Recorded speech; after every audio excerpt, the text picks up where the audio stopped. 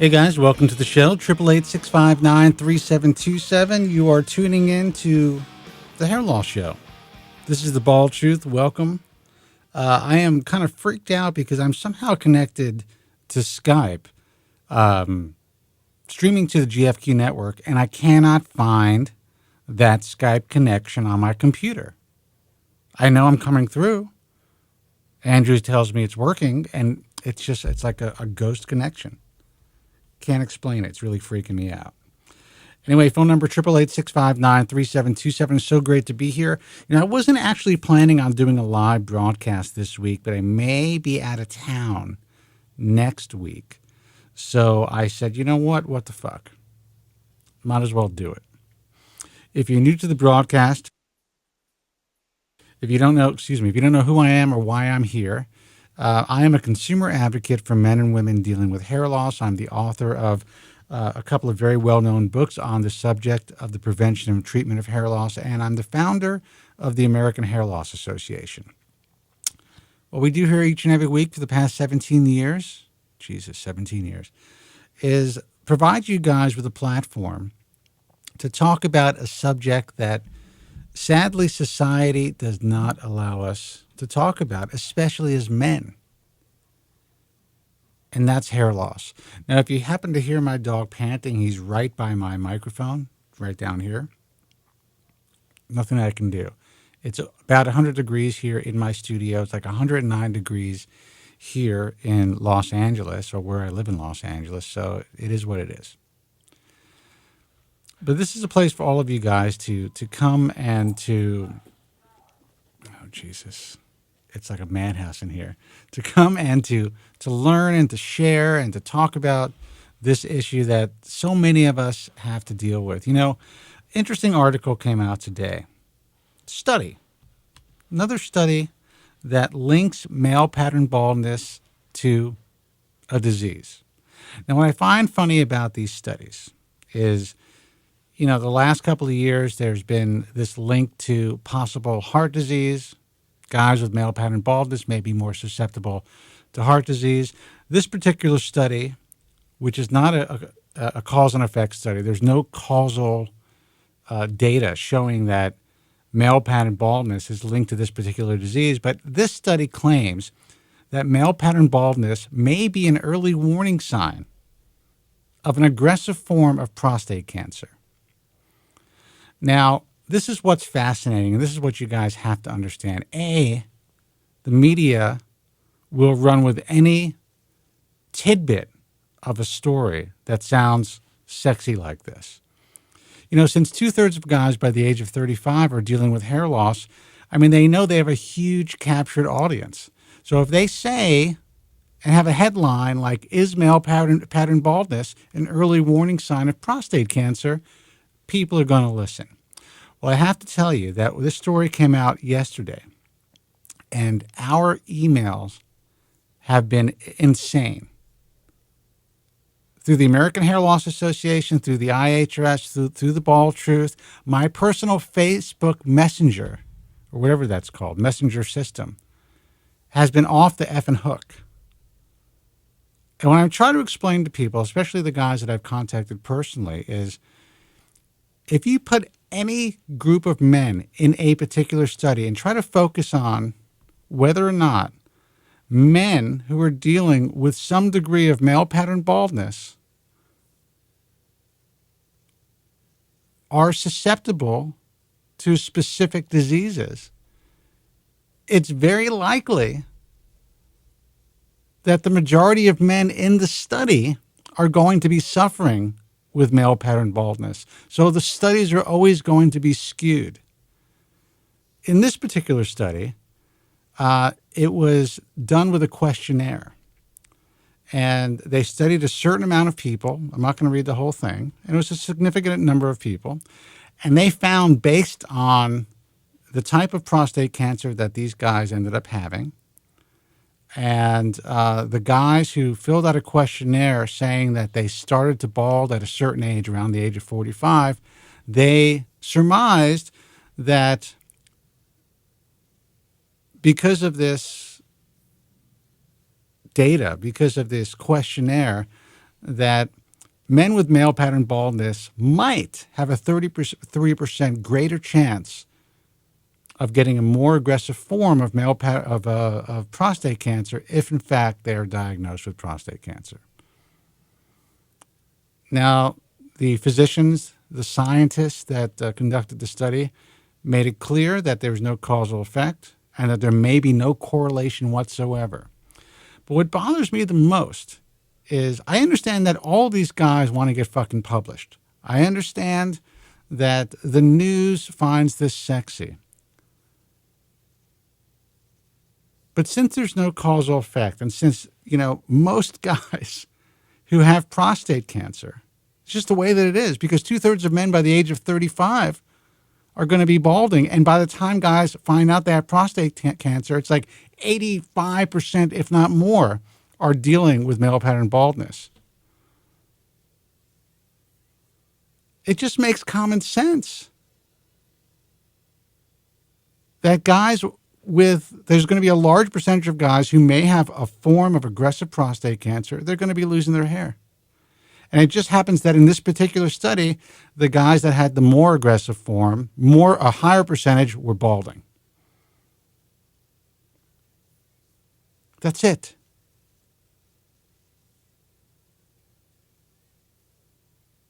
If it were the other way around, and again, this was not what I would consider an actual study, then they would say guys who are balding have less of a chance of developing this aggressive form of prostate cancer. So, until we are able to find true cause and effect data, if that's ever possible, to scare the shit out of guys who are dealing with male pattern baldness, thinking that, basically stating that other articles saying they're at greater risk of heart disease, they're at greater risk of aggressive prostate cancer. There's no actual evidence of this. So why is it all over the news? Now, this is just one example of how the media works. In my view, in just about every aspect of medicine, but in general, it's all about getting eyeballs. It's all about getting ratings. It's all about getting a sexy story out there. And sadly, this particular story has caused a lot of people, I just spit all over my microphone, a tremendous amount of anxiety. Phone number is 888-659-3727. That's 888-659-3727. Look, here's the good news. If this is actually the case, then guys who are taking finasteride have about a 25% less incidence of developing prostate cancer. So there you go. So if you're losing your hair, consider taking finasteride if you're concerned about prostate cancer and you're concerned about this particular study. Again, I'm not a doctor, so I'm not giving you medical advice. 888-659-3727. I just find it frustrating and fascinating and just honestly ridiculous how some of these papers are published based on, a questionnaire in a sense. Let's take a phone call. Hey, you're on the air. Who's this and where are you calling from? Spencer, how are you doing? Johnny, holy shit, how are you, man? Good, how are you? I'm good, man. Long time no speak. Good to hear your voice. Yeah, it's good to hear you, too. Last few times I tried to look into what was going on, you were playing some repeats. So. Oh, okay. Well, we're live tonight. So what's happening with you? Not a whole lot. Just figured I'd call in, see how you're doing. I had no idea Jotronic switched from H&W to Dr. Rahal, and that was a complete and total shock to me. Dude, let me tell you, it was a shock. I had no clue. All of a sudden, it's like, this is happening. You know what? He's smart not to say anything to anybody. Well, it was actually last week in a chat room here. he was online, and we were both chatting away, and then he told me, and he goes, "Have you been around? Have you been watching the forums or anything?" I said, "No." He says, "You're not going to believe this," and then he put in there that he left. So I'm like, "Holy shit!" Well, I think, it's like with anything else in life, you have to evolve, you have to move on. I mean, listen, Hassan and Wong are the best of the best at what they do. There's no doubt about it. And I can honestly say that I believe that Joe Tillman helped to highlight their talents and really put them on the online map. There's no doubt about it. We could also thank this guy, Mike Furco, who has been with Hassan Wong for a long time. I guess maybe Joe got a better offer or he just decided to move on, whatever it is. I didn't want to get into great detail with him because I do work with all the, clinics to some degree. So I don't want to kind of get into any of the whatever personal issues there may be, or even his financial issues. But whatever it is, I'm glad that he went from one great place to another. Hey, maybe it's a win-win for everyone. I don't see why not. Right.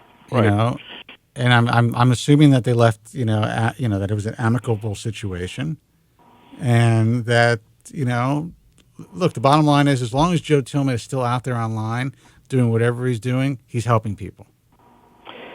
Well, one of the things I wanted to talk to you about too was this, the robotic hair transplants. I see a lot of that anymore. Yeah. In advertisements, and the more I see it, the more I'm thinking that you're going to have doctors out there that are going to get these machines, and whether they have the skill level or not, they're going to start performing hair transplants, and that's right. That really bothers me.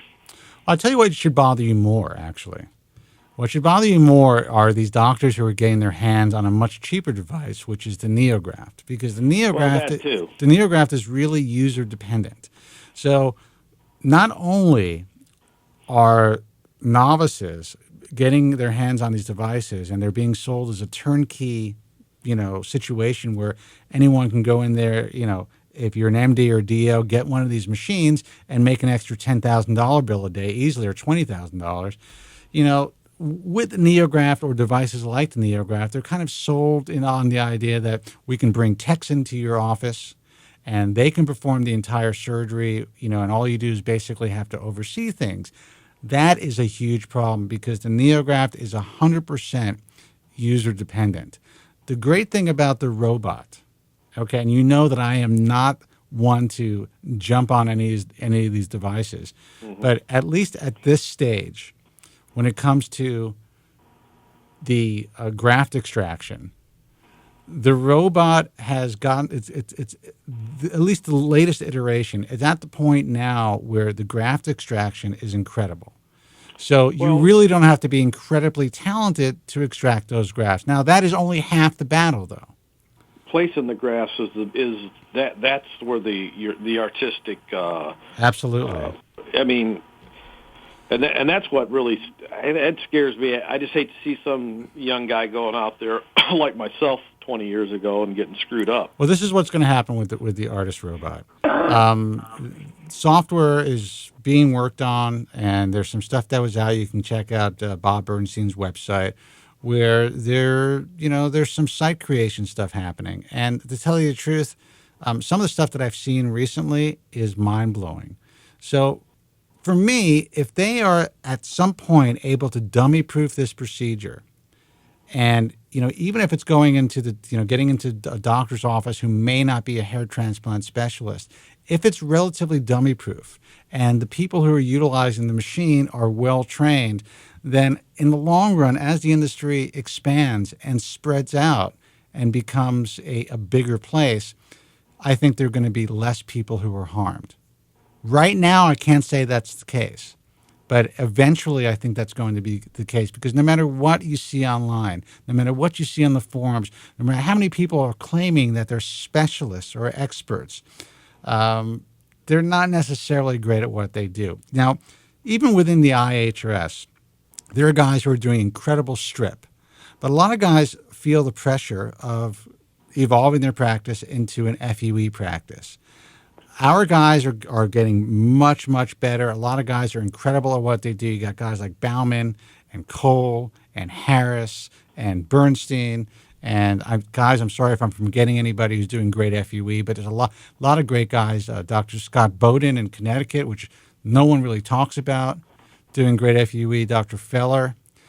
But it's a learning process. There's a learning curve. So even some of the best doctors in the country who are known for doing great strips or have the right staff, if they're just kind of converting over to FUE, there's a possibility for complications even in their hands.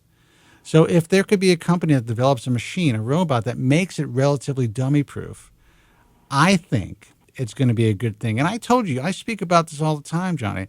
My biggest fear are these devices getting in the wrong hands and people being harmed. But the way the robot's being developed, I think it's being developed in the right way compared to the other machines that are being sold out there.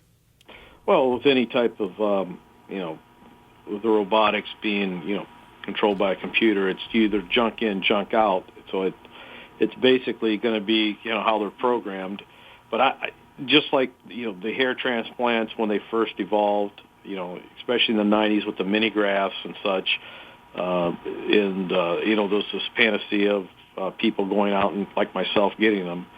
I just hate to see some young guy buying into something and, having some slick tech or some salesman selling them something like and that's going on in others. And you're right, and that's exactly what's happening. And that's why I do think, this is what I know. Currently, right now, the newer iteration, they're using a 0.9 millimeter punch. So the holes are tiny. Now, there's a lot of guys out there that are claiming, especially a lot of guys in Europe, that they're using hand punches, 0.75 to 0.8, 825, and they're promoting the smallest possible punch.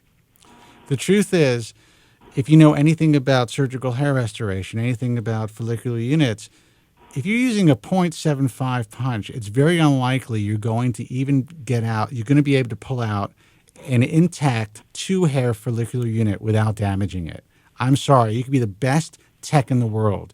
Maybe you could do it once, maybe you can do it twice, but you're never going to get that consistency.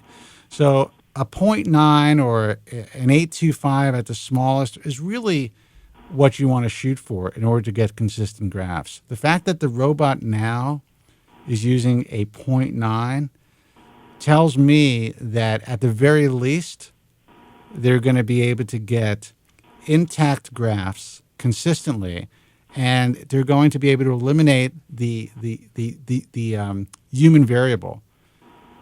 If you ever read any studies with FUE, what usually happens during these studies is within an hour's period of extraction, the transection rate goes up. So the longer the extraction, the longer it takes for the physician or the tech to extract those grafts, from the first 10 minutes, they may only be getting a 5% transection rate. But by the end, that transection rate goes up to 12%, based on fatigue.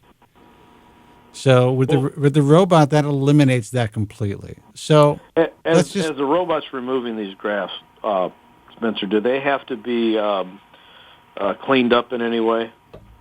It depends. The grafts that I have seen really are pretty robust and completely intact. So there's really not much that has to be done to the grafts.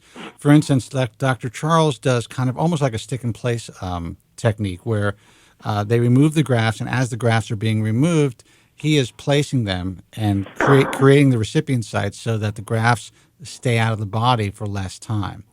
That alone is a tremendous advantage.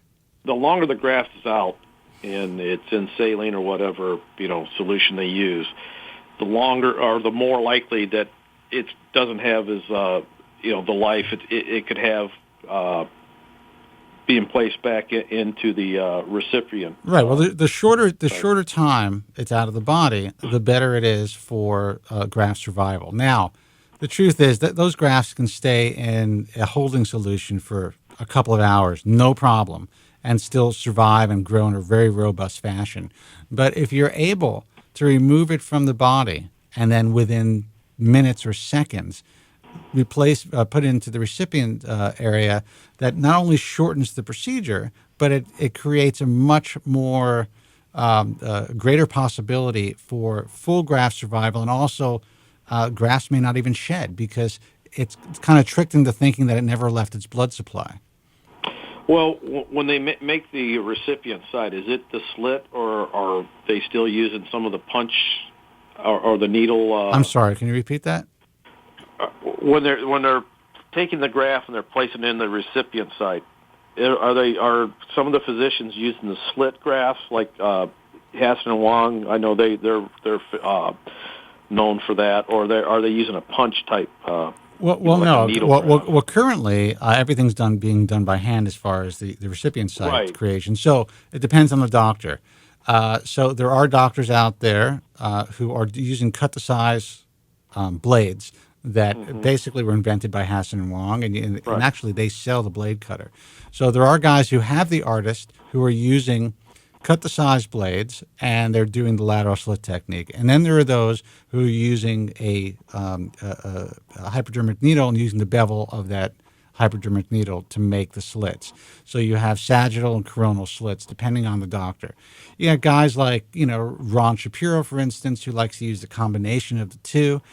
And then you have guys like Scott Alexander, who recently got the ARTAS, who I know is a lateral slit guy. So he's doing 100% lateral slits with the ARTAS extraction for FUE. So it really depends on the physician. This is the issue. It's difficult to standardize that because, when it comes to the practice of medicine, physicians will do, at least the good ones, what they believe is best in their practice and how they get the best results. They want the best results for their patients, not only for the lives of their patients, but also so they can market those good results, so they can continue to get more patients. So if Scott Alexander is using the lateral slit and he's getting great results, he's going to continue. But if Bob Bernstein, who is a fan of using needles, is getting the results that he thinks is best for his patients and his practice, in his hands, it works.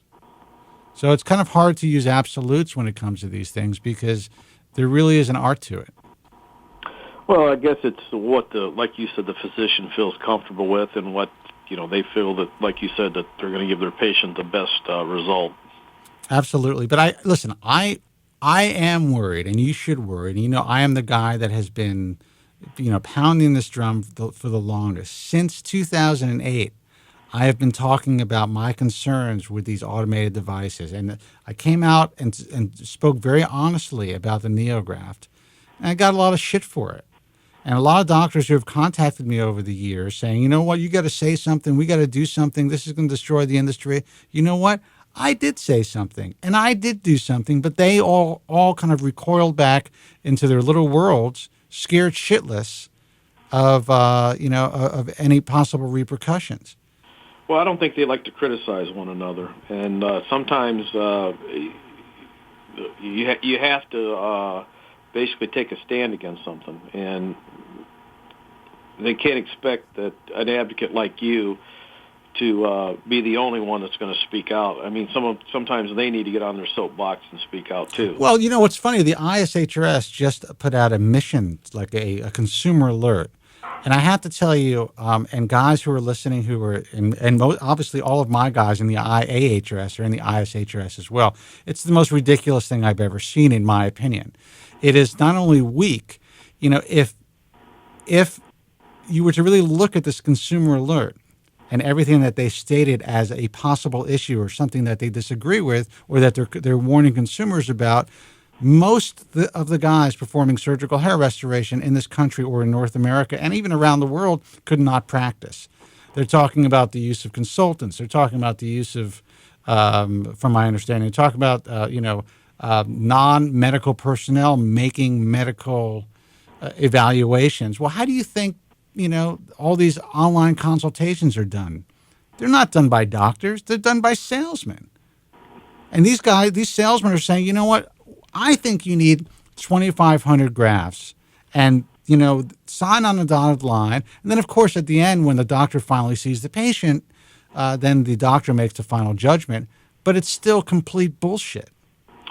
Well, it's still the same bait and switch that's been going on even before,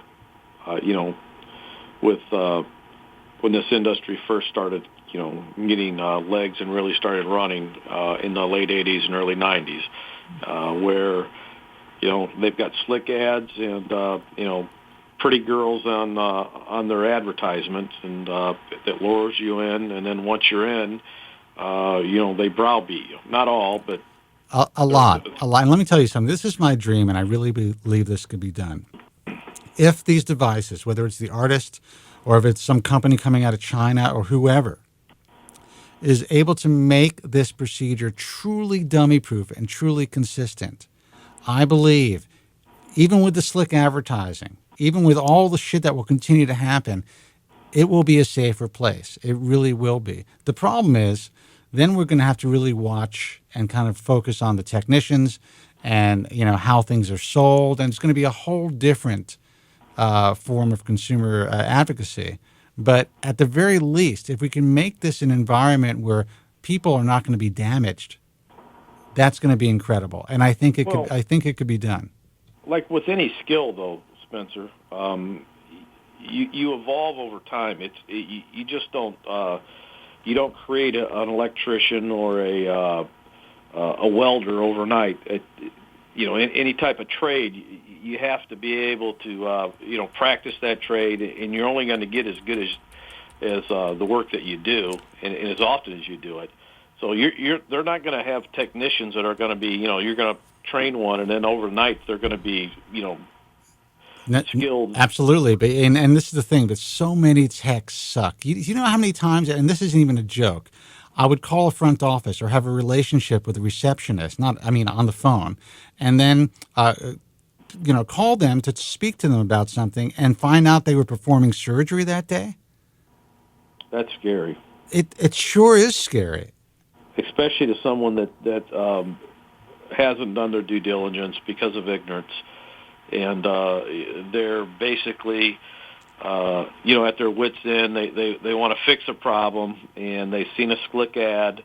They've gone in, and the lady or the gentleman there that basically took their appointment is gowned up and with a mask on, ready to assist. That's her. right. And you know how many, guys who are known for decent FUE work in this country, and I should say in North America, you go into their office and you sign up. You sign on a dotted line because you think you're having the surgery done by this doctor, and you want to have this non-invasive, follicular unit extraction surgery. You don't want that linear scar, and you come to find out that the doctor can't even fucking extract a graft.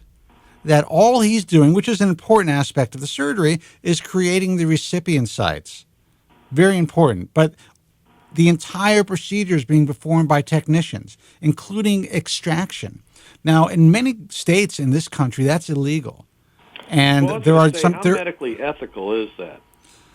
I don't think it's necessarily ethical, but the point is, what's ethical? It would be ethical if, it has to be legal, but it's ethical if the clinic informs their patients on how the procedure is being performed and who it's being performed by. And then that patient is able to make an educated decision. You know what? These technicians have worked for this clinic doing this particular procedure for 5 years, each. And they are the best at what they do.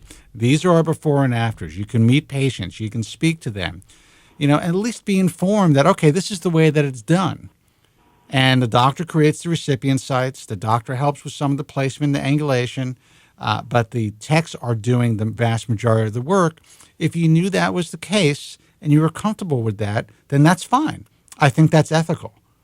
But for doctors not to tell patients that, for doctors to have a consultation with a patient and the patient sign on the dotted line because he believes in that doctor, he has checked the doctor's credentials, and then finds out that technicians are doing the entire procedure, and that's fucked up.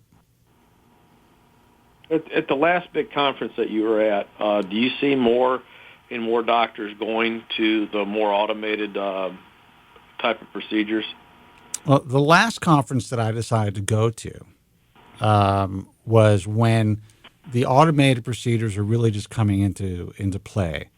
I kind of like stepped away from going to the ISHRS conference because honestly, I'm going to get shit for this. I think it's just a lot of bullshit. You Dog and know, pony show. in some cases, I mean, listen, I think there's some good talks. I think it's a great place for people who are getting into the field to learn from some of the real pioneers. But there's also a lot of shit. You know, you go in and there's these like guys selling blades, especially when you go to the area where people have booths, and you're like, you just shake your head. You can't even believe it. Can't even believe what goes on in this industry. So I kind of tried to separate myself from that. And listen, I'm not loved when I walk into these conferences anyway, because I created what they consider to be a rival organization. And most of these guys who are in the ISHRS are not allowed to be a part of what I do. So I'm not well loved. I'm not well received. However, I will say the last conference that I was at was it was different than the previous conferences. I think, you know, the industry kind of accepts me and understands like Kobren's not going anywhere, so we might as well, you know, play nice to some degree. Have you ever had any confrontation in any of these type of I have. venues? I have. Actually, Really? I'm not going to say who it was, but he was one of the former presidents of the ISHRS, also involved in the American Board of Hair Restoration Surgery. And he came up to me after a couple of drinks and basically laid in on me. I actually had two issues. One with an Asian guy who knows who he is, and one with this guy who's been in the industry for a long time, who unfortunately has done so much damage and has harmed so many people that I guess he felt he needed to kind of make an excuse. And he came up to me and he's like, "Oh, you're the great Spencer Kobren." Well, let me tell you something. You know, back when we started, technology was very different. And, you know, he's telling me, who am I to judge? And I just basically said, listen, you've had a lot to drink. I could understand why you might be angry. But the truth is, you have a lot of walking wounded out there, guys who believe you've destroyed their lives. And, you know, I'm sorry that that's just the facts. But I got into this industry to try to, you know, provide people with a safe platform, real information, accurate information, and objective information about an industry that's completely unregulated. And if you can't deal with that, I'm sorry. So I try to, you know, also kill them with kindness, and you know, I made a couple of jokes, but you know, it was interesting to see that these guys would be so combative, and especially Well, just get into my face, you know. after they've seen the results, not once, not twice, but many times over, you would think they would stop what they're doing, but no. Greed was driving them. Well, and They don't give a shit. that's exactly it. They don't give a fuck. They I mean, really and I'm don't. sorry, they don't care. They don't care that they've known that they're ruining people. I mean, I could understand, you know, after, you know, a handful maybe, but when you're doing hundreds. Well, there's one very famous doctor. He's a Canadian doctor, and he's one of the wealthiest cosmetic surgeons in Canada, and he is one of the grandfathers of hair transplantation. And he told me this on the phone once, that you know, when he first started doing it, he kind of saw that it didn't look great, but people kept coming back for more, and they wanted more hair, and they were happy with it. And he thought to himself, he rationalized, well, you know what? The hair is growing, and these patients seem to be happy, so I'm just going to keep doing what I'm doing. And this guy's one of the grandfathers of hair restoration. And I actually said to him, I said, well, but you saw your work. Were you happy knowing that there were people out there walking around with these 4-millimeter plugs, and this is a representation of surgical hair restoration? This is a representation of your work. And he said he just wanted to make patients happy, and they claimed they were happy. I called a little bullshit on that. Oh, I would definitely call bullshit on it, because you've ruined someone's life. Someone came to you because you were a doctor. They felt they trusted you, and you screwed them. I mean, if you'd have told them, you know what, there's no way that I as a physician can give you the look that you want, at least you were honest with them. people like that are dishonest. They're charlatans. They really need to be run out of the business. They really don't even need to have a medical degree.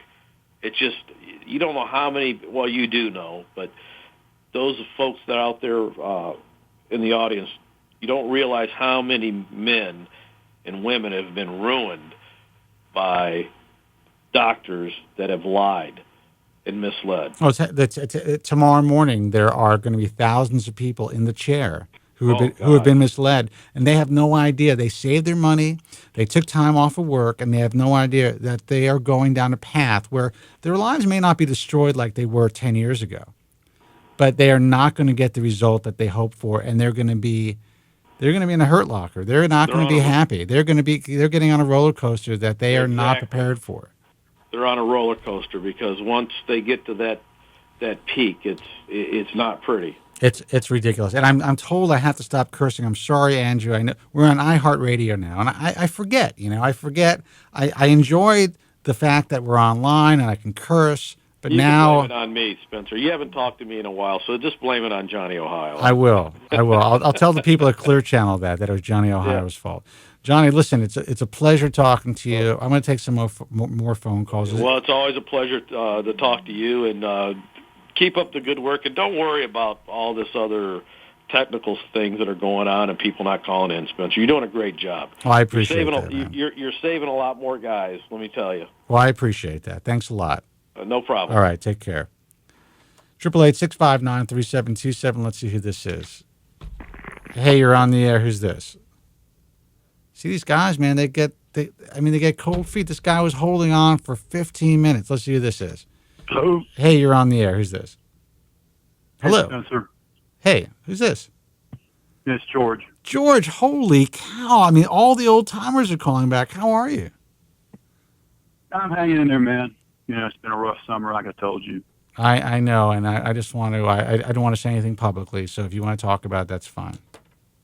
Well, I really don't want to dwell on it. I lost my dad this summer, but, it's I still really can't talk about it. I get it. You lost your dad too. So I lost my father as well. Yeah. So tell me. Okay. So let's move on from that. I'm sorry for your loss. What's happening, man? What's happening with your hair? What's happening with your life? Excuse me. The hair is not doing well. I'm kind of freaked out because I upped my dosage of ProScar.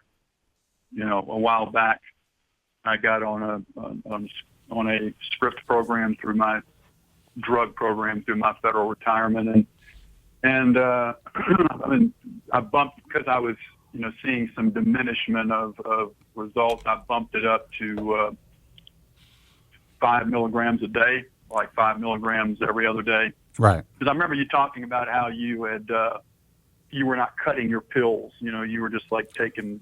I take a full 5 milligram dose about once a week. About once a week, huh? Yeah. I mean, there was a time I was taking it every day, and there's a time actually many years ago I was taking up to 7.5 milligrams of finasteride a day. Well, I started taking because I had it, with a cheap script with mail order things through my insurance. Right. I bumped it up to 5 milligrams a day, and I'd been off it, at one point for a while, and then I started seeing results. Like I started seeing, the hair start to come back, and I was starting to freak out because on the left side of my hairline, I was, it was thinning, like mid-frontal scalp thinning behind the front hairline, but it had eroded forward to the point where it was almost about to break through the hairline. Right. And I still got solid temple points and, and all that, no recession there. And so I got back on the drug, and it seemed like it held the line and started to come back some. But I don't know if it's just all the stress of all the stuff I've been through, in the last few months. And I know that probably has a lot to do with it, but it seems like, the hair loss is accelerated. Well, and I don't know if it's the stress of all of this. You know that it can have a lot to do with it. and you've I know it can obviously have a lot to do with it. I've been swimming in cortisol. I mean, I've already had stress problems to begin with, and a cortisol problem to begin with. right. But then, 6 weeks with my dad in the hospital and then lost him, and it's just the aftermath of it and all. It's still, it's still rough on a daily basis, an emotional roller coaster. So I'm just wondering if that's. I mean, the thing I'm a little scared about is, what's running through my mind. I kind of wanted to think out loud with you is, I've had such a massive amount of hair for all these years. 30 years I've been losing my hair, since my early 20s, and didn't even recognize it until I was 29, and just about to start a modeling career. That's when I finally recognized my hair was falling out. But I realized in retrospect that I'd been losing it since my early 20s. So it's been like, I've turned 52 in March. So I'm been losing my hair probably for close to 30 years. And yet my hairstylist said, I've never seen anyone that has as much hair as you have who's been losing it that long. Right. So still got a solid hairline, but the frontal, the thinning behind the hairline is crept forward. And, and also I see it start to creep from that mid-frontal scalp. It started to creep backwards towards the crown a little bit more. The weird thing is I have a double cowlick, a really strange double cowlick back Right. there. And because of that, on one side, it's like the recession, has gone farther on one side on the other, but my stylist seems to think it's related to the swirling of the air with the cowlick. I don't know. Well, But, let me ask you. In your current state, even though you lost some hair and you feel like you've lost some ground, you're up on 5 milligrams of finasteride now. Do you see that you're continuing to lose ground, or do you think things are stabilized? No, I've been losing ground the last few months. I can see that I've lost ground, but of course I've been through the worst hellish stress I've ever been through in my entire life. Now, let me ask you. Did you change? You said that you upped your dose. Did you change generics, or is it the same generic? Well, that's one of the things I wanted to ask you about is that I have I get this drug through my federal Blue Cross insurance, right. and the government, the feds, are always changing the provider for their mail order drug program. Right. 1 year it was Merck or somebody, or Merck Medco, and then now it's CVS Caremark, and they keep changing the company. I'm glad I heard Johnny say we have to watch our potty mouth now. I didn't realize you guys are on iHeartRadio now. So Yeah. I started to utter an expletive. I'm glad I caught myself. I forget that all the time. I actually, obviously it's great. It's great that we're on iHeartRadio, but there's something that was very intimate and fun about just being online. There was something liberating about Yeah. the fact it was like a big club, like our big private club, and we could, if you came in the club, it's almost like our own private speakeasy. You could come in and sit down and smoke your cigars and drink your brandy and say whatever the heck you felt like saying, and not have to feel like the teachers or the monitors watching in the back of the room. Well, it's all over now that we have to pay the bills. So. Yeah, well, congratulations. You're a victim of your own success. Well, thank you. I'm looking at this bottle from Caremark, CVS Caremark, and the company is CAMBER, Camber Pharmaceuticals, finasteride tablets, USP 5 milligrams, made in Jeevmeta, Hyderabad, India. Yeah. The one thing that you need to do is, you can go online and you can actually check the different generics and you can see what their fillers are. And if you... It says manufactured for Camber Pharmaceuticals, Piscataway, New Jersey. So, it's manufactured for Jersey Pharma Company, but made in India. And, of course, before this, Spencer, the last stuff I had was made by Teva, which was made in Jerusalem. In Jerusalem. Yeah, I have to tell you that I think that... I trust them a hell of a lot more than I do the Indian. I would say that be honest with you. Teva is an incredibly... is a great generic pharmaceutical company. And there have been drugs that I've used from Teva, or Teva, I call it Teva, and that I've been switched to other pharmaceuticals that, the same generic, and it always kind of bummed me out. But this is the key. The only real difference in most cases is going to be the inactive ingredients. And in some cases, those inactive ingredients don't work well with a particular, with a particular person. If the inactive ingredients are similar or the same, the active ingredient should be the same. So you really shouldn't have much of a problem. With that said, I do know guys, and I speak about this with Joe Tillman, who calls the show all the time, who have switched from brand name finasteride to a generic finasteride and have lost ground. I have never spoken to anyone who has switched from one generic to the next and has lost ground, but I'm assuming that's a possibility as well.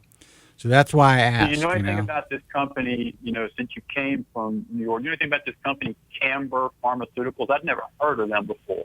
I do not, but what I would do is you could check them out online, and I'm telling you, look at the number on the pill, look at the exact name of the company and where it's made, like you said. You told me it was made in India, and you'll be able to find the inactive ingredients. And you'll also probably be able to read a lot from other people who have used or been forced to switch to that generic and see if they're getting, if there's any issues. My advice is this. If it's possible to speak to whoever you can speak to at your pharmacy or wherever, you say you're getting it from the government and they're just basically sending it to you. This is my Blue Cross insurance. If you want to get a long-term prescription and save money on it, you can get it from their mail order pharmacy, rather than filling it local with your Blue Cross card, with your government insurance card. I personally think that if it's possible for you to control, which generics you're using, and feel comfortable, and maybe getting back on the Teva, I just think if it ain't broke, don't fix it. If you're able to maintain, and sometimes you can't. Sometimes the company that your particular drugstore will not carry that generic anymore, but you could always then go to another drugstore that has it. I asked them about it when this happened. I called and asked them, and being the government, they're always looking, for that's why they switched from Merck Medco or whatever or to the CVS Caremark. Yeah. They're always looking for they're always changing companies and changing deals and changing contracts. It's just all part of the government BS. Well, but it's also, that happens with drugstores as well. I mean, you can be taking you can go to Rite Aid and you can be using a certain generic of a drug for 2 years. And all of a sudden, they're not shipping that generic anymore and they're shipping another generic. And you ask them, well, can you get me that other generic? And they're like, well, no, we can't request that. We basically get what we get. And so the theory is, and the thought is, all generics are the same, but the truth is that's not the case when it comes to any drug. That's right. And it's unfortunate that, if you're dependent on your insurance, that you're dependent on the whims of a company to basically tell you which drug you're able to use. I always say, if you can afford the brand, go for the brand. Stick with the brand. I will not stop taking brand name Proscar. If for some reason Merck stops manufacturing it, which I doubt that they ever will, it'll be a concern for me because I've been on it for so many years. And you were able to cut back to 5 milligrams once a week, and you've seen no difference. I've definitely lost ground over the years, but I don't think it's because of the dosage. I just think it's because of genetics and the length of time that I've been losing my hair. I don't want this to come off sounding the wrong way, but it is somewhat comforting to hear that you have lost ground over the years as well. I'm 3 years older than you. How dare you? And yeah, and I think I'm 3 years older than you. Yeah, you are. And so anyway, I'm. So well, listen, I'm here to help. If you're happy that I'm losing my hair, then No, I'm not happy that you're losing your hair. I'd be a lot happier if these idiots, these so-called brilliant physicians and doctors who've been promising us for the last 25 years that they would have a cure in 2 to 5 years. Every 2 to 5 years, they promise us they'll have a cure in 2 to 5 years. Yeah. They've 2 to 5 yeared me for the last 25 years. Yeah, I can tell you that there are more effective treatments coming down the pike, but I do not get a sense that we are going to have a cure for hair loss for many, many years. There was a time in my career where I would say differently, and you know that because you've been listening to this program. I mean, when we're on the radio, you've been listening for a very, very long time. But I just don't think it's going to happen. I really don't. I think there are going to be more effective treatments. I think there are going to be more options for people. So hair loss will be more of an option for more people, meaning that surgical hair restoration is coming a long way. We're going to have more effective drug treatment. But, we are starting to find out now that there is in some cases, there's more of an autoimmune connection. So I've always personally suspected the autoimmune thing myself. Right. I've always had a strong suspicion about that. Gut feeling, just from my studies of being a biology student in college and studying science for the past 35 or 40 years. Right. I've always had a strong suspicion about an autoimmune connection with this. So basically, they're going to probably start combining some of these, these arthritic type drugs, arthritis type drugs, and other autoimmune connected drugs, and they're going to start testing it for people with male pattern baldness as well. There seems to be some pretty significant results when it comes to alopecia areata and these drugs, and so it's pretty groundbreaking stuff. The problem is all of these drugs have significant side effects. So they're on their way. Things are getting better. But I will tell you what's really getting better. I don't want to hog your time, but I wanted to throw two things at you so I can get out of the way and let somebody else talk. Go ahead. Two things that pop to mind, with I told you when I spoke to you on the phone about, reconnecting, and I'll tell you about losing my dad. I tell you, I want to move on with my life. I just want to get this hair thing fixed and get it the hell out of the way. Right. I'm tired of it. It's like you told people throughout your career is, if you can do something about it and you're willing to roll the dice, do it, get it over with, move on with your life. If you're tired of messing with it and you feel like you can handle it, shave your head, move on with your life. Right. Don't spend your whole life obsessing and spend a major chunk of your life obsessing about something and miss your life because you're obsessing about this. And, don't be Joe from Staten Island, Yeah, well, is our friend Joe with us tonight? I don't see him on the line yet. Or maybe I do. Maybe he's on the line. Well, I just wanted to say hello to him if he's there. But anyway, here's my two things I wanted to throw at you. I see this. I still remember the night that you had a scientist on with whom I spoke briefly, and I don't remember the guy's name. And I threw out to him something that just was screaming out in my head. The old case of what's those crazy tumors? I was just showing a picture of it to my hairstylist the other day. Teratomas, those weird masses that people find, grow in their abdomen. Right. That they cut these, and it's a benign mass. They'll cut it open and basically you have a bunch of cells that have gone haywire, and they've created almost every kind of human tissue in the body. I mean, they'll find like skulls growing inside the things. They'll find teeth and hair and eyeballs and all kinds of stuff growing inside these weird tumors, and even masses of hair.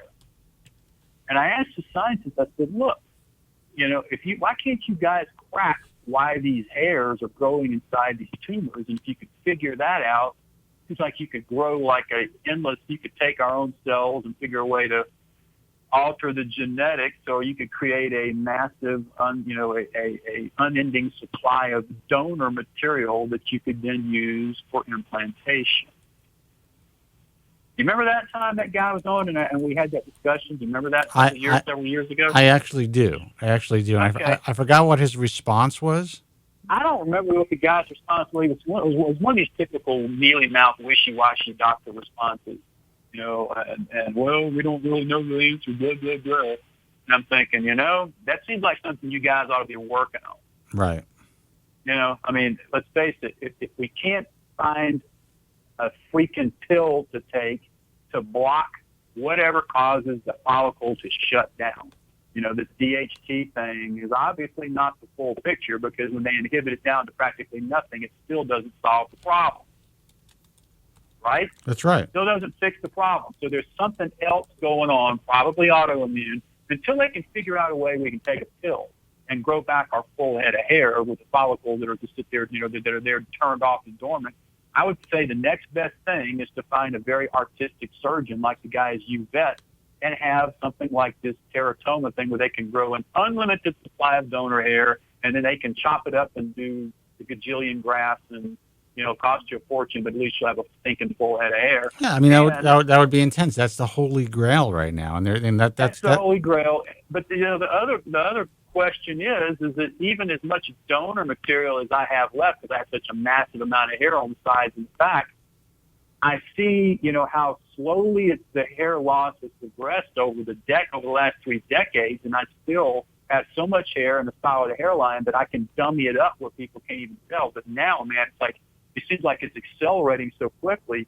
It scares me to think that if I were to go get a procedure done right now, if they could harvest enough donor material, like with FUE or whatever, to give me a full-looking head of hair, you know what my next question is? Yeah, am I going to continue to lose and you genetically sensitive hair so I end up still looking like crap, like I don't have a full head of hair? Well, you probably will. That's the nature of hair loss. But if you are able to utilize that donor hair in a way that will continue to allow you to dummy it up with the makeup that you're wearing, then you're not going to be any worse off. So if you're able to move the hair that's DHT resistant into the areas that you're losing hair, you've been able to camouflage it for so many years. If you can kind of like stay at that point, even though you've progressed and even though you will continue to progress, you may need a procedure this year, and then you may have to get a procedure in 2 years. But if you're able to maintain that look into your 60s or 70s, then who's better than you? The fact that you're at a point where you're 53 years old, right? 52 years old, and now you're considering surgical hair restoration. You won. You've gotten to a certain point where you've been able to maintain the look of a full head of hair for most of your life.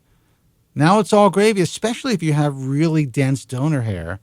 Listen, you're in your 50s. You're going to have to, at some point, embrace the idea that you're aging and that having a little visible thinness isn't the end of the world. As long as you're able to maintain the integrity of your hair and your hairline, you're going to maintain the integrity of your appearance.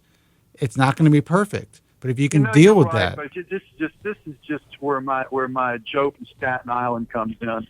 I just have this uncompromising personality, and the whole goal, the whole dream for years has been to get to a place through restoration, through medicine, through a breakthrough or through surgery. Yeah, but let me, George. I've known you for a long time. You called the show for what, 10 years? Close to it. Probably close to it. Are you happy though, man? Forget about what you had to go through with your family. Have you really lived your life? Do you think you've lived your life? No. All right, dude. So that's time, because you're not getting any younger. You're still young enough to enjoy your life. So put on that fucking makeup. I'm sorry, Andrew, and go out and get laid and try to enjoy your life a little bit. Because you know what? Before you know it, you're going to be calling some Jamaican woman mommy, and then they're going to be wiping drool from your mouth. And that's it. It's over.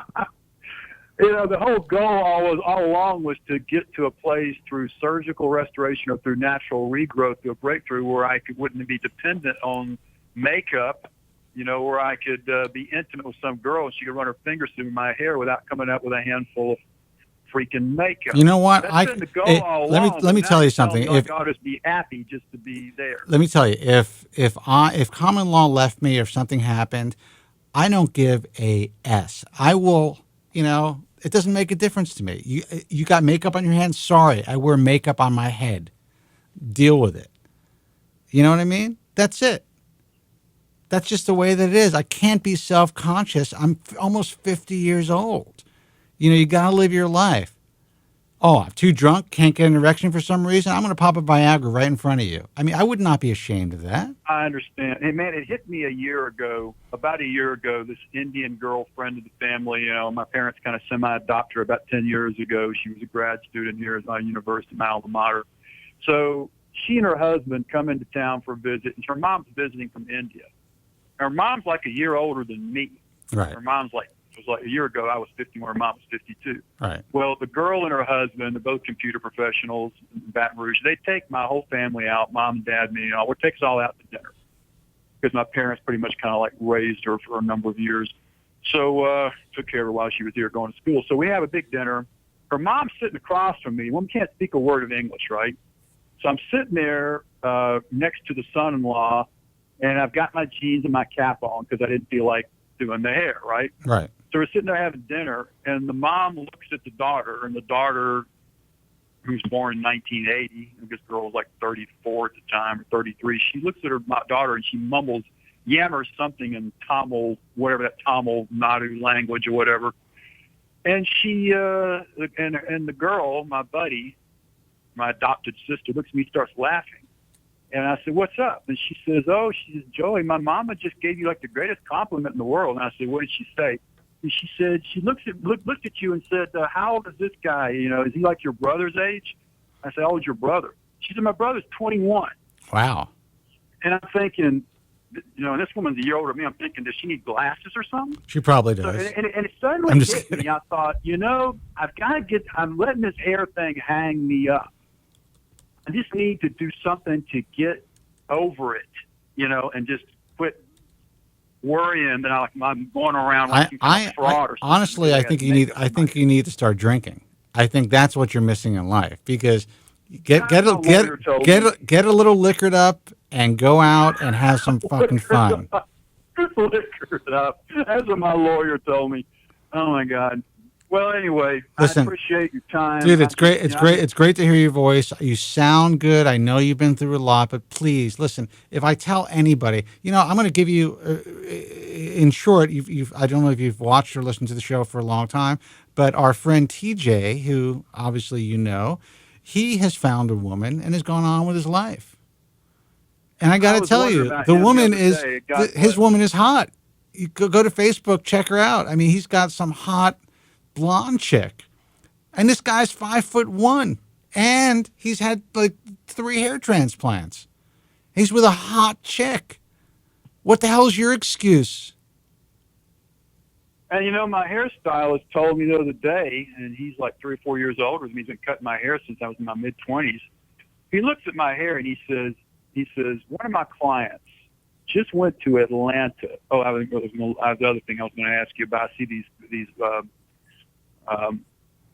what's that outfit all over the United States, the hair club thing? Yeah. Showing these guys with these hair club hairdos, and it looks so.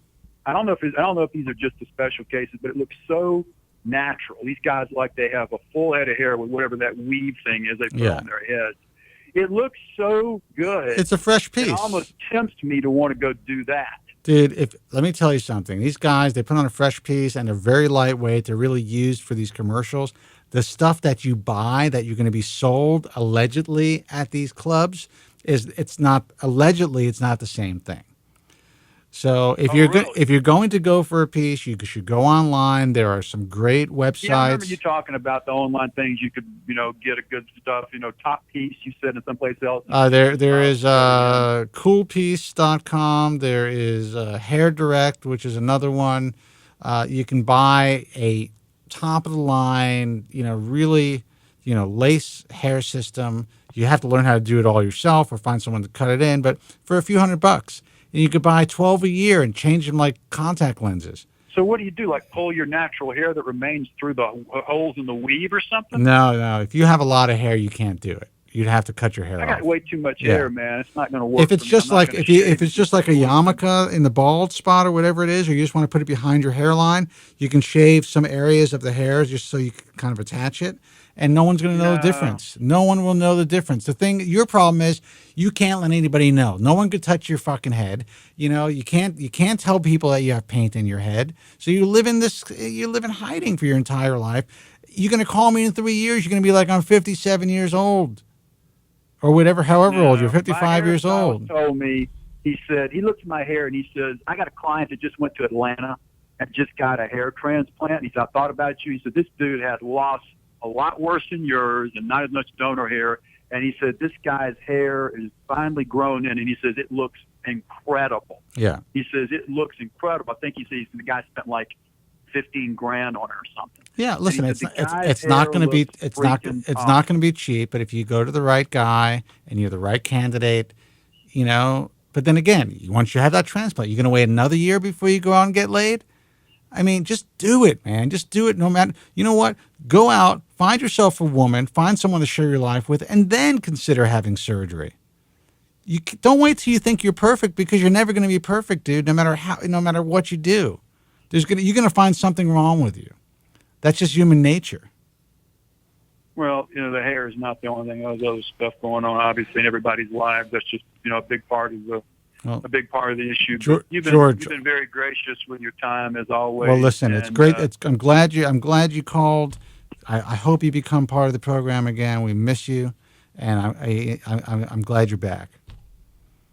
Well, what is your situation now? I mean, you said something about you're on iHeartRadio.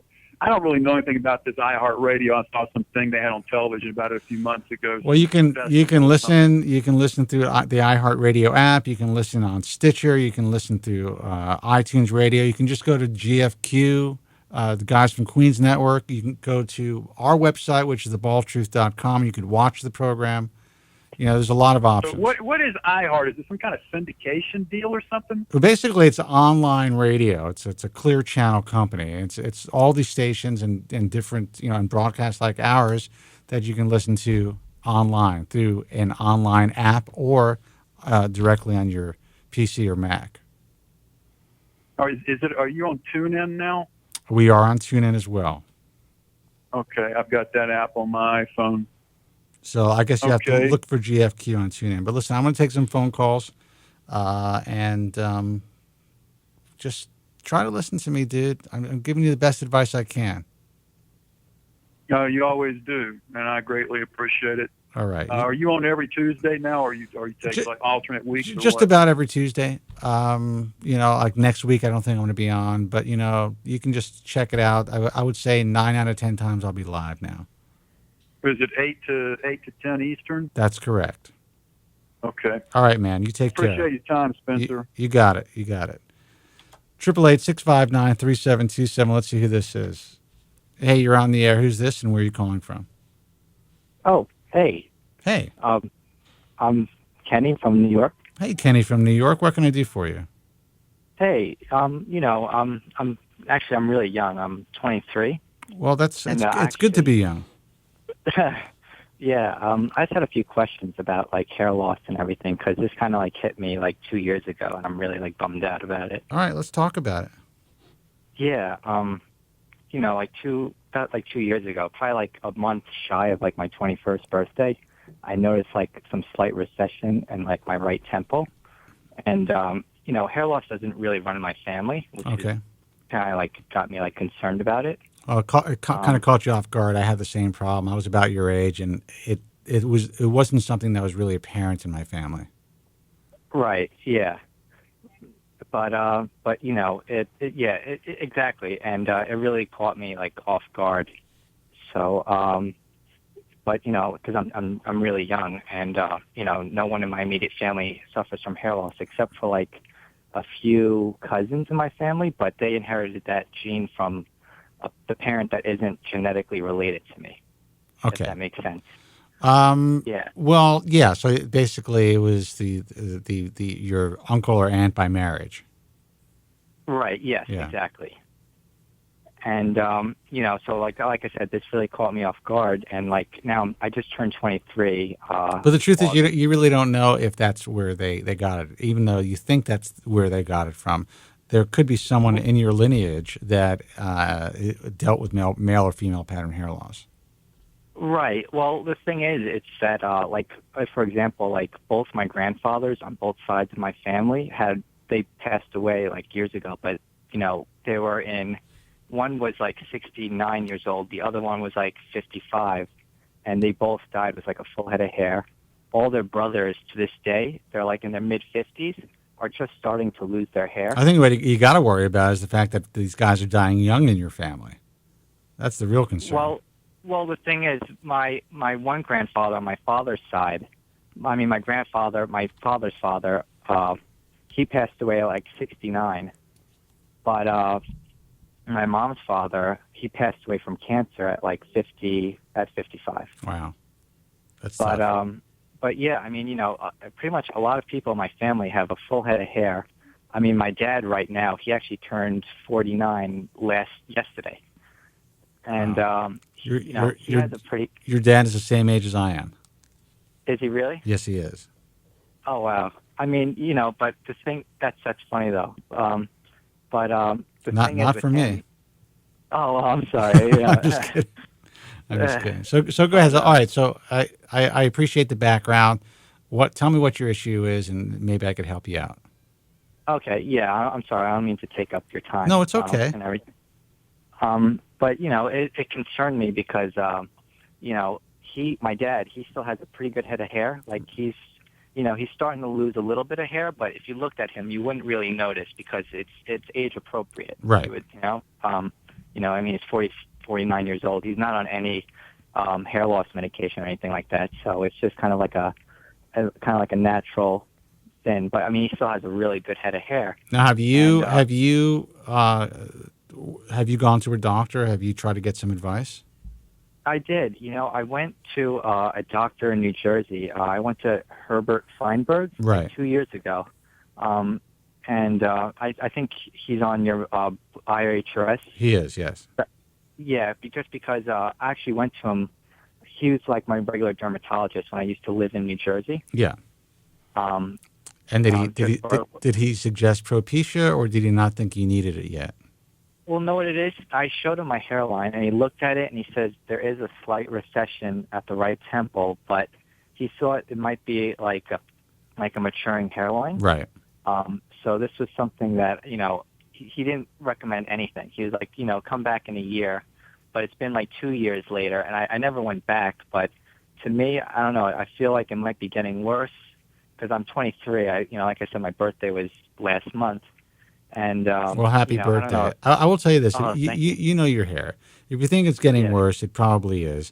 It's kind of a good sign that, in 2 years it hasn't gotten significantly worse. So it's kind of a relatively slower progression since especially since you started so young. Right. But, starting at 21 it's pretty, about 20% of hair loss sufferers start before the age of 21. So it's not that unheard of. A lot of guys start at 14, 15 years old. Now, that's effed up. So, and that's a difficult thing to deal with. I would go back to the Dr. Feinberg and, tell him your concerns if you're still living in the area. And, have a discussion about possibly getting on finasteride if that's something you're comfortable with.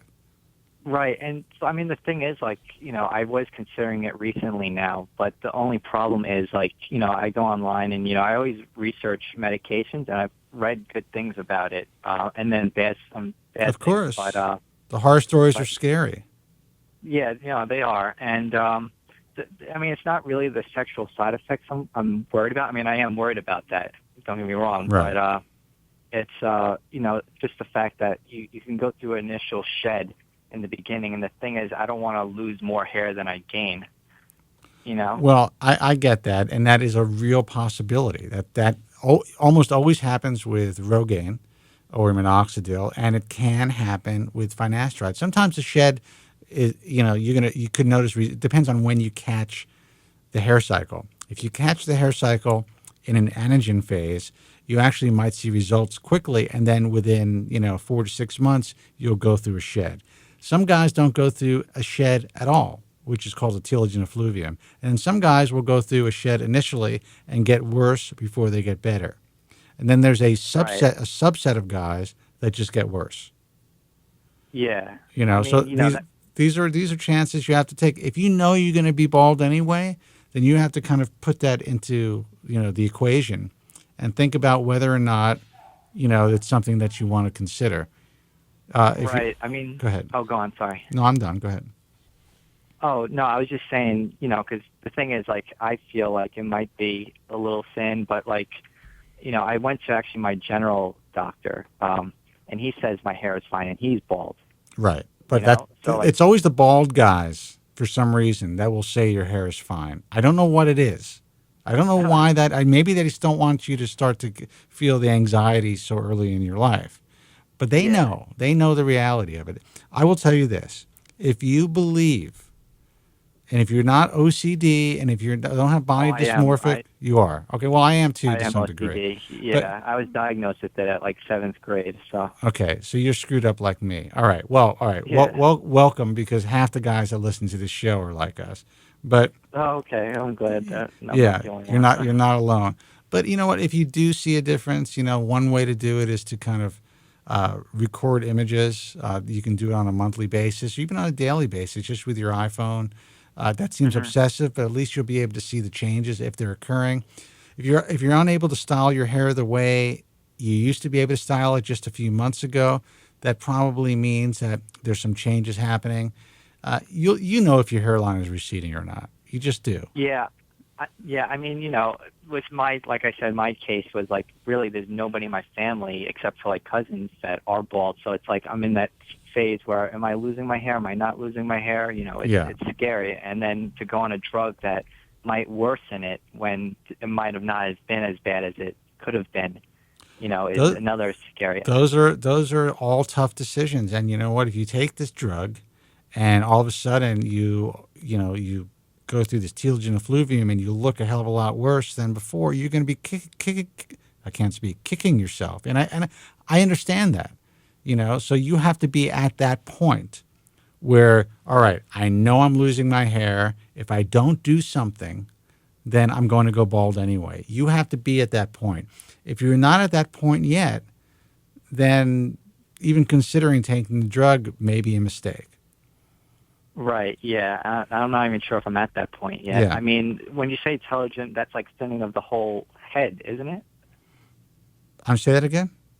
When you're telogen effluvium. Oh, telogen effluvium. Yeah, it's usually thinning of the entire scalp, and that's what the drug can do. So you're not just going to lose hair in the male pattern baldness areas.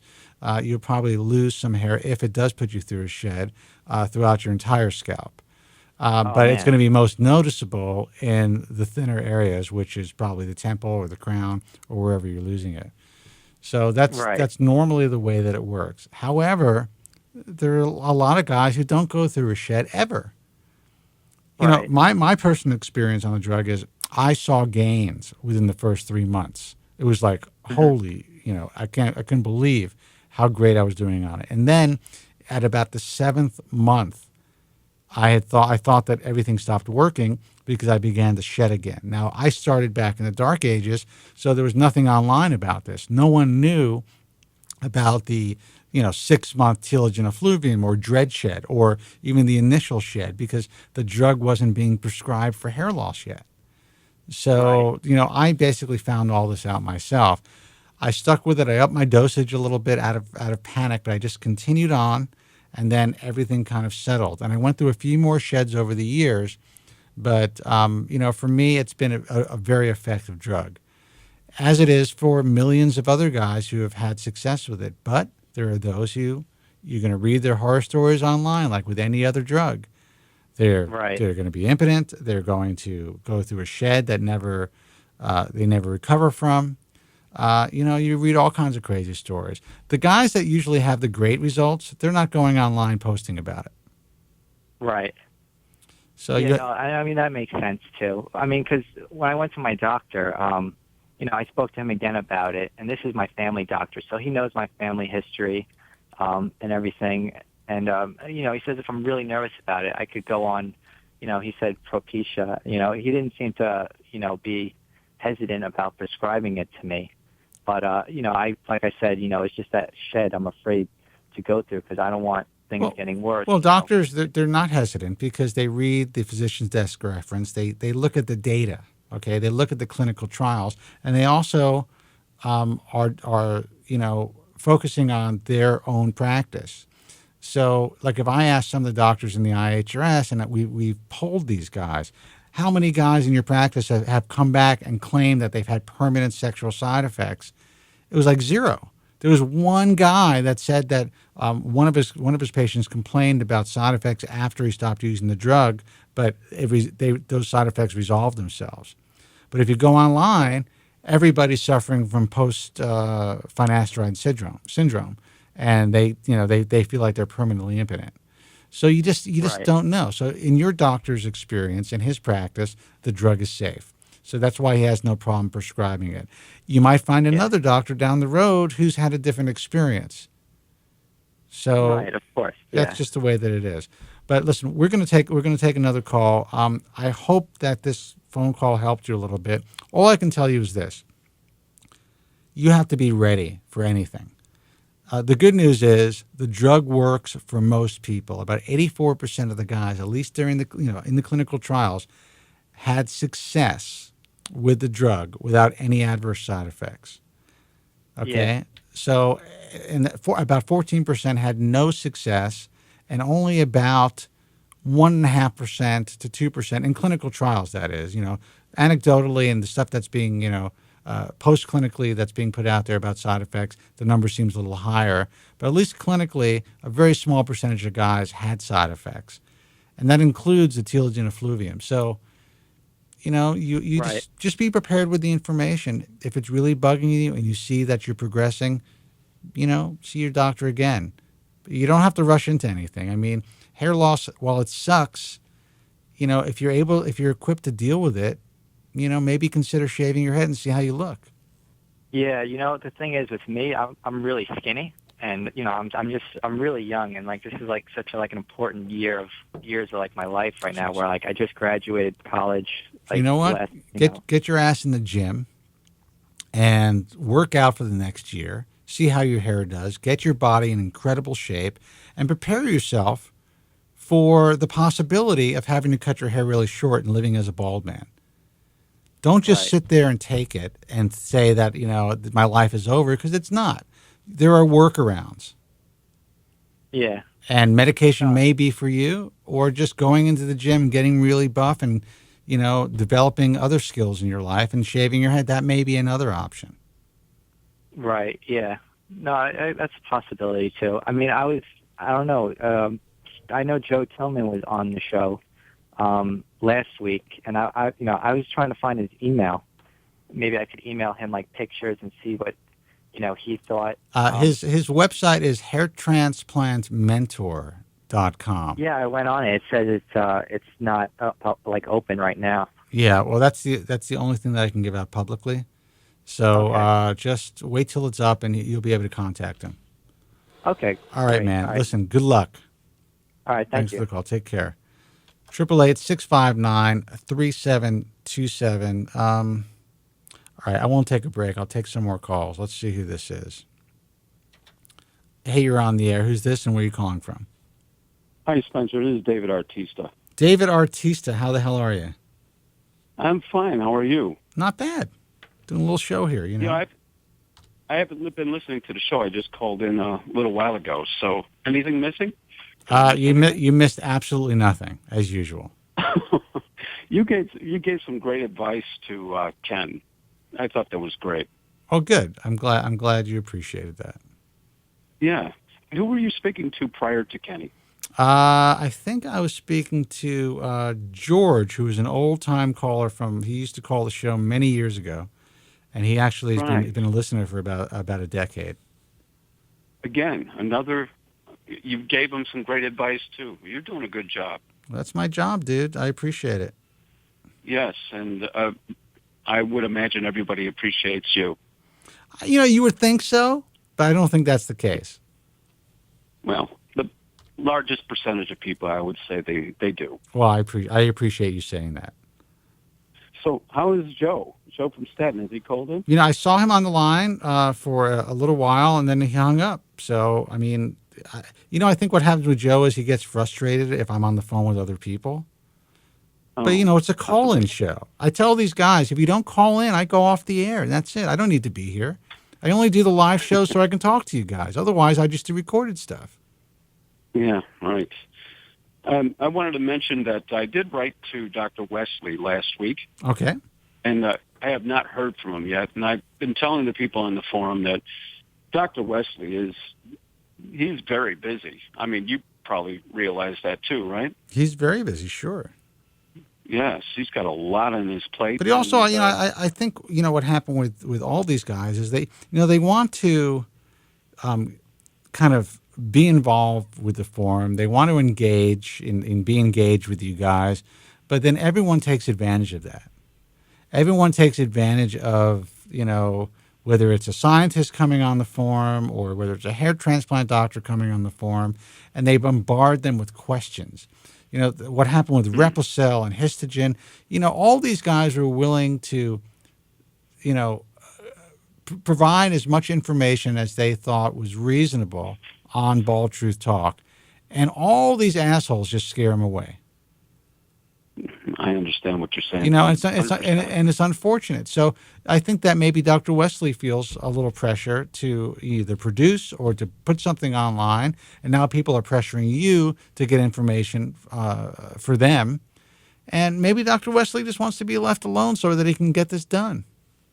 Exactly, and I'm not going to put pressure on Dr. Wesley. I know he'll contact me when he's ready to do it. Absolutely. He will. Absolutely. I'm going to be a part of the phase test later on, in the later part of the phase test, right. Not in the beginning. Right. So, listen, all you guys who think that this is the end-all, be-all, maybe it will be, but it's not going to happen on a large-scale level. It's not going to be something that is going to be adopted by every physician in the field, probably for many years, if at all. So guys need to know that.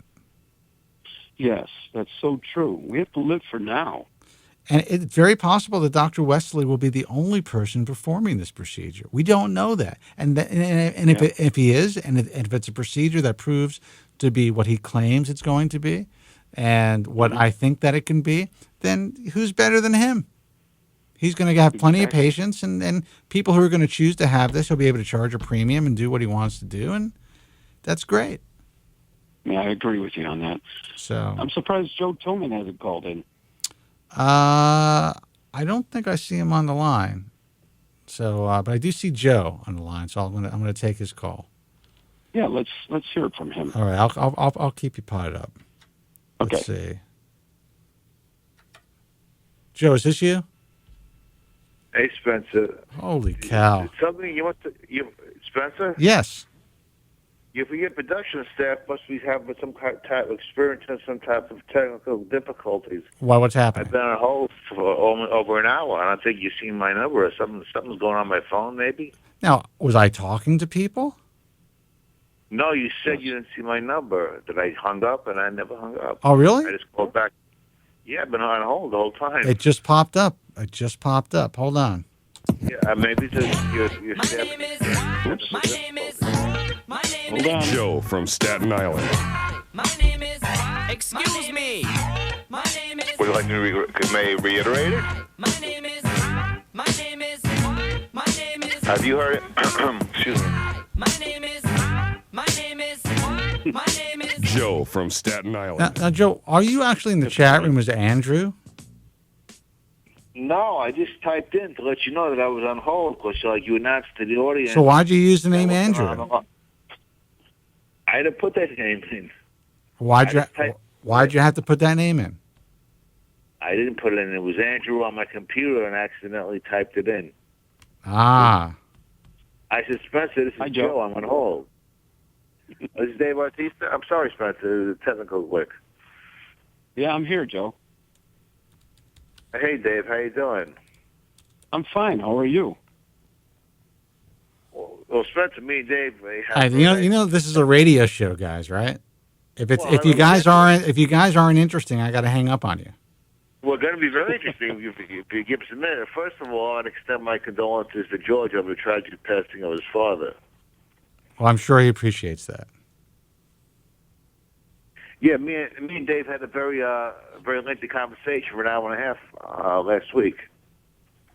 Would you like me to get to it? You can talk about it briefly, sure. Yeah, it was very, Dave has really been helping me out a lot, trying to get over my difficulties.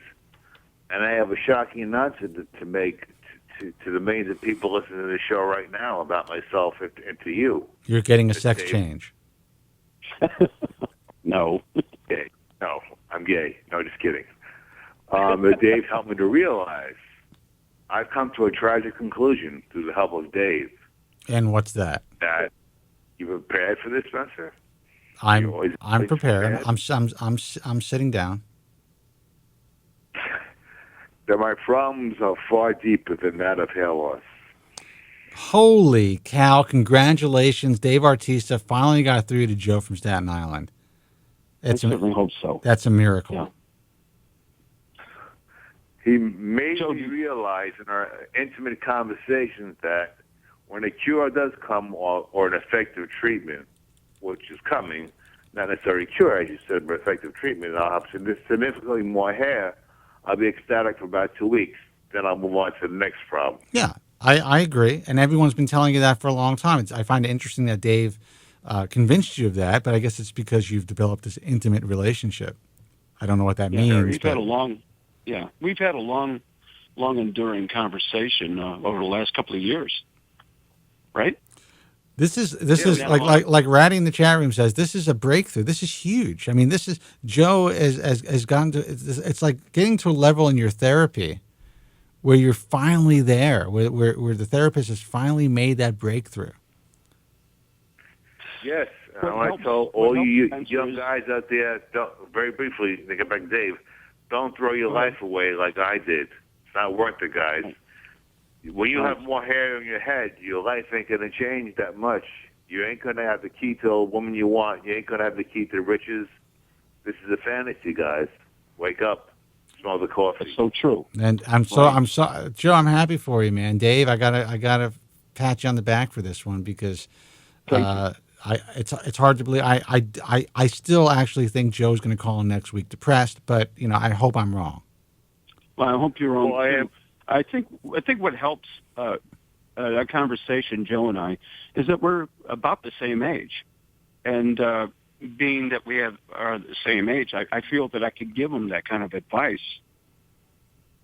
I think that's awesome, man. I think that's awesome, Joe. You owe this guy a steak dinner.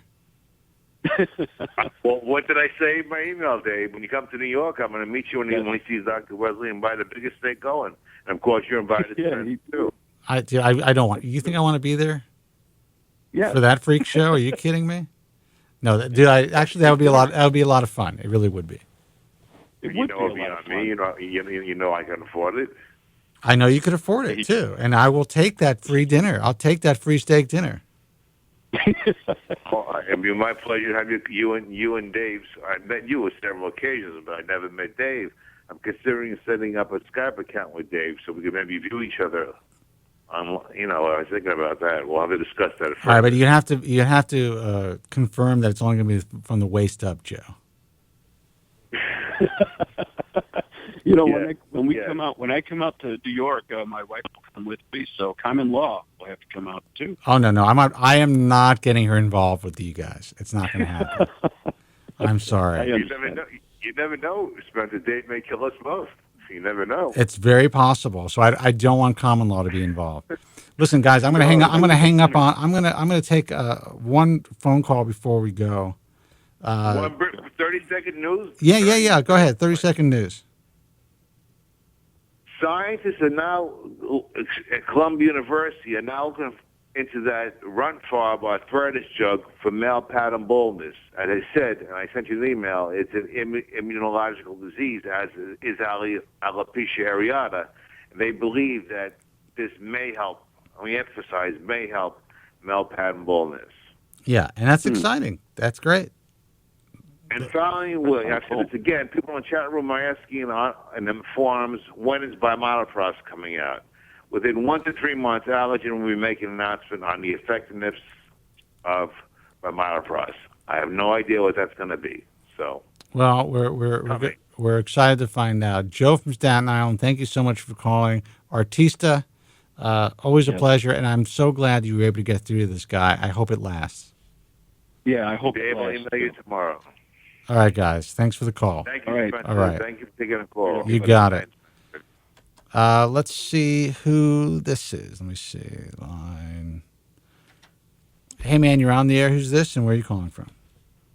I gotta say, a breakthrough is a breakthrough, and what I just heard is definitely a breakthrough. Isn't that insane? That he would act. I can't believe that came out of Joe from Staten Island's mouth. That he actually somehow understands that he's a lot sicker than his hair loss. It's not just his hair. You don't think someone paid him to say that, do you? No. I don't know. Maybe. Huh? You never know. Well, I heard I was on hold, waiting to come on, and I heard that. I was thinking, how long has it been that he's been 17 calling years. into the show? 17 years. 17 years. He was the very first caller I ever had on WABC radio. He's been stalking me ever since. He's been stalking you ever since. But you know what? Good for him. That's great to hear. I enjoy hearing that. However long it took, it happened, and that's what matters. Yeah. And you know what's great about it? It took Dave Artista. Dave Artista, the guy that posts dead birds on his Facebook page. to make him see the light. It's amazing. Whatever it takes. Artista, I'm just busting your balls, by the way. Yeah, go ahead. Whatever it takes. Good for Artista and good for Joe. That's nice. No, Progress. Artista has given guys a lot of great advice on the forum, and obviously he was able to get through the Joe from Staten Island, which I got to tell you, man, I haven't been able to do it. So, I mean, Dave's got something. He got something for sure. Yeah. How are you? I'm not bad. Not bad at all. Just hanging in there. Sorry. Go ahead. Go ahead. Well, I was going to say I tuned in earlier and I heard I think it was George. Was George? Yeah, George called back. Yeah.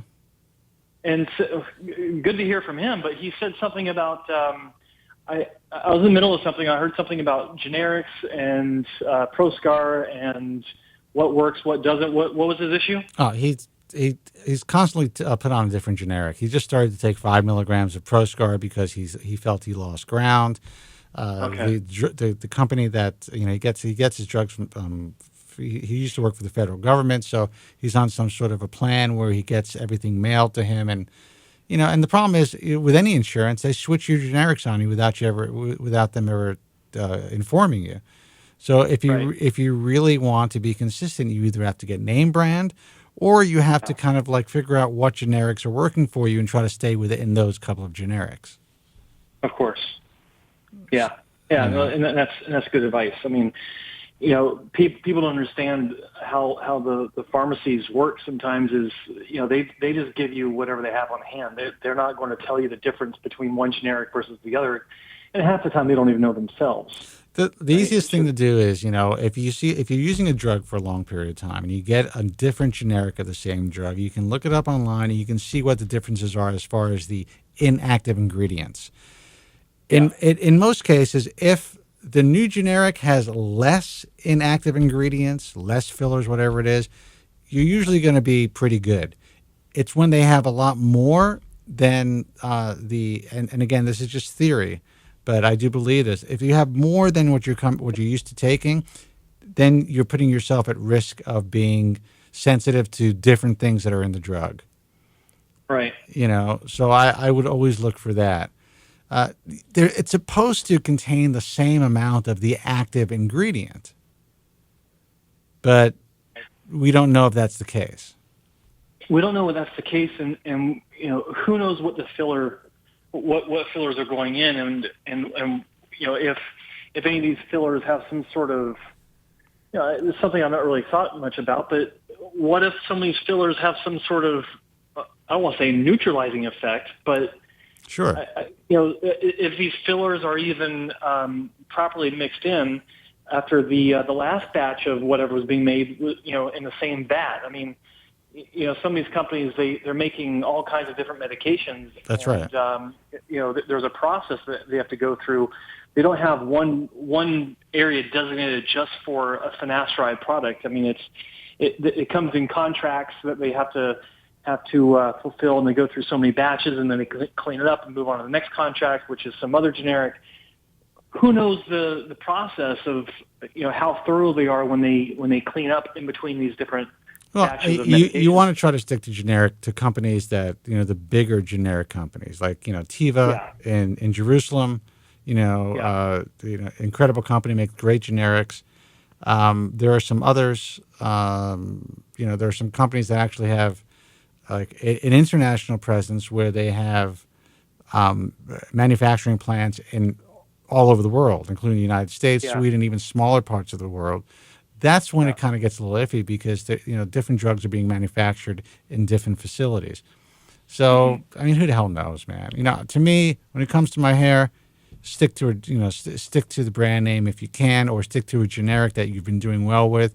And if you can't continue on that generic, then maybe go to the brand, spend a little bit of money. Of course, yeah. And I mean, that's you and I think the same on that. But I think I'll start investigating these generics a bit more because I get this question a lot, and I heard one of the callers saying referencing my take on it.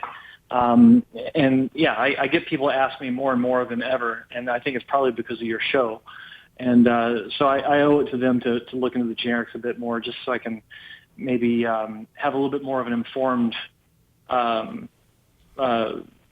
piece of information in that regards. Because I've never really investigated that much, so it only makes sense. It's only fair. Yeah, and listen, I'm always concerned if I'm taking a specific drug for whatever it is, and then I have to take another drug. It's a generic, and that's what I do. I look it up. If the fillers are similar, and as long as it's not there's no extra fillers compared to the drug that I was taking before, then I feel pretty confident it's going to be fine. I just don't want to add something into my body that I'm not used to taking. That's actually good info for a new article because I heard you mention that young man that called in that about my site, or he said he went to my site. It is under reconstruction at the moment. I had some technical issues where isn't it effed up that we have to call people young men now? I know. Well, didn't he say that his father was the same age as you? Yes, he did. That was cringeworthy. It really is. But no, I'm rebuilding Hair Transplant Mentor version 5.0 now because I'm having to.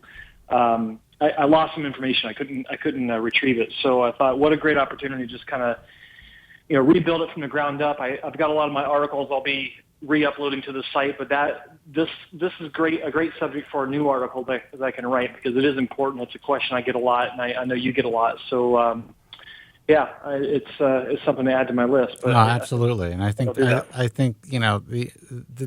major issue is that people do see a difference, and it's scary. Yeah. It's a scary thing. Yeah. We don't know why that is. There should be there's no logical reason because it's at the very least the drug should contain the same amount of the actual drug.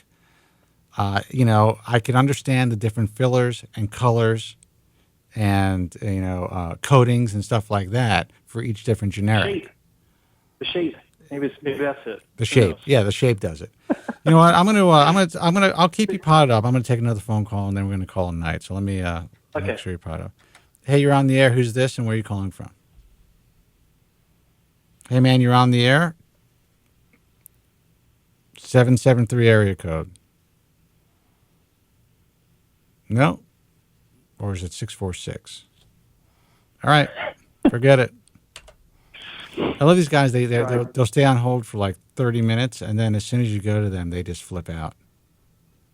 They can't handle it. But anyway, I gotta call it. I gotta call it a night anyway. Joe, I appreciate the call. Yeah. And pleasure. We will talk soon, and maybe we'll do a show about something interesting. Maybe we'll record something and have some laughs. Yeah. Or next time call in earlier. I need to put Bald Truth Studios North back together.